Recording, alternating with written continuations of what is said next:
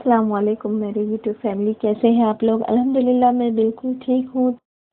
تو آج میں بنانے جا رہی ہوں پاستا مسالہ، اور اسی کے ساتھ میں آپ کے ساتھ 15ویں شعبان کے روزے کے بارے میں اور قیام کے بارے میں بھی بتاؤں گی۔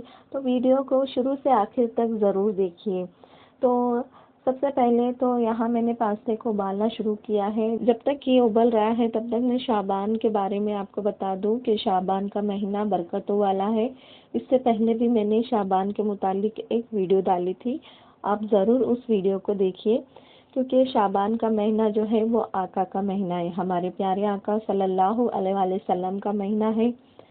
ابھی 1-2 دن بعد ہی شب برات ہے، 15ویں شعبان ہے، اور اس میں ہمیں خوب عبادت کرنی ہے اور روزے بھی رکھنے ہیں۔ تو 14 اور 15 کا روزہ ضرور رکھنا ہے۔ شب برات میں اعمال نامے تبدیل ہوتے ہیں، لہٰذا ممکن ہو تو 14 شعبان کو بھی روزہ رکھ لیا جائے تاکہ اعمال نامے کے آخری دن میں بھی ہمیں روزے کی حالت میں رہیں۔ تو 14 شعبان کو ہم روزہ رکھیں گے، اور 15ویں شب یعنی 14 کی شام کو مغرب کی نماز کے بعد ہمیں 6 نوافل پڑھنے ہیں۔ مغرب کی فرض و سنت وغیرہ کے بعد ہمیں یہ 6 رکعت نفل پڑھنی ہے، 2 رکعت کر کے، اور پہلے 2 رکعتوں میں ہمیں یہ نیت کرنا ہے کہ یا اللہ عز و جل ان 2 رکعتوں کی برکت سے مجھے درازی عمر بالخیر عطا فرما۔ یعنی پہلے 2 رکعتوں میں ہمیں یہ نیت کرنا ہے کہ مجھے درازی عمر بالخیر عطا فرما، اور دوسری 2 رکعت میں یہ نیت فرمائے کہ یا اللہ عز و جل ان 2 رکعتوں کی برکت سے بلاؤں سے محفوظ عطا فرما۔ تیسری 2 رکعتوں کے لیے یہ نیت کیجیے کہ یا اللہ عز و جل ان 2 رکعتوں کی برکت سے مجھے اپنے سوا کسی کا محتاج نہ کر۔ اور اس طرح ان 6 رکعتوں میں سورہ فاتحہ کے بعد جو چاہے وہ سورہ آپ پڑھ سکتے ہیں، چاہے تو ہر رکعت میں سورہ فاتحہ کے بعد 3 بار سورہ اخلاص پڑھ لیجئے، چاہے تو ہر رکعت میں سورہ فاتحہ کے بعد 3 بار سورہ اخلاص پڑھ لیجئے۔ اب اس کے بعد جب ہم ہر 2 رکعت کے بعد یعنی تھوڑا بریک لیں گے، یعنی وقفہ لیں گے، ہر 2 رکعت کے بعد 21 بار قل هو اللہ احد پڑھیں گے، یا پھر ہم ایسے کر سکتے ہیں کہ 1 بار سورہ یاسین پڑھیں گے، یعنی ہم دونوں بھی پڑھ سکتے ہیں، یا پھر کسی ایک کو، یعنی یاسین 1 دفعہ پڑھیں گے یا پھر 21 بار قل هو اللہ احد پڑھیں گے ہر 2 رکعت کے بعد۔ اور یہ بھی ہو سکتا ہے کہ کوئی ایک اسلامی بہن یعنی بلند آواز میں یاسین شریف پڑھے اور دوسرے خاموشی سے خوب کان لگا کر سنے۔ اس میں یہ خیال رہے کہ سننے والا اس دوران زبان سے یاسین شریف بالکل نہ پڑھے، یعنی کچھ نہ پڑھے۔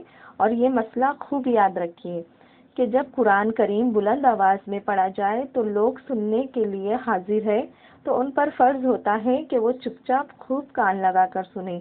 تو انشاءاللہ عز و جل رات شروع ہوتے ہی ثوابوں کا انبار لگ جائے گا۔ انشاءاللہ ہم سب کے گھروں میں شعبان کی برکتیں نازل ہوگی۔